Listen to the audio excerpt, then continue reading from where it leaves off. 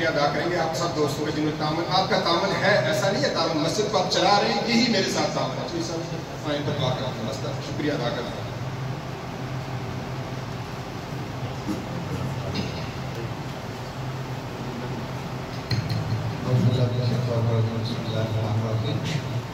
सबसे पहले मेरी तरफ से और जामिया की तरफ से आपको बहुत बहुत मुबारक हो। मैं यहाँ पर आपसे किसी को बात करने नहीं आया, बस आपका बहुत शुक्रिया कि आप उस मैसेज के साथ तावन करते हैं। उम्मीद करते हैं कि आइंदा भी इस मैसेज के साथ तावन करते रहेंगे। ये आपके लिए ही है, ये सब जो भी यहाँ पर नमाजी आते हैं उनके लिए है।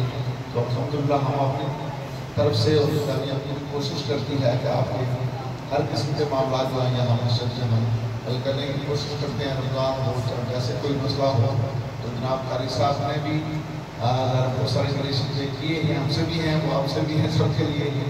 तो ज़रा हम कोशिश करते हैं, ऐसी छोटी कम्युनिटी है, इसी तरीके से हम कोशिश तो यही है हमारी, हम ये चाहते हैं किसी न किसी तरीके से हमारे मामला फाइनेंशियली बेहतर हो जाए। हम कारी साहब को पूरी फुल तनख्वाह देकर यहाँ पर उनसे काम करवाएं, लेकिन वो भी जानते हैं और आप भी जानते हैं।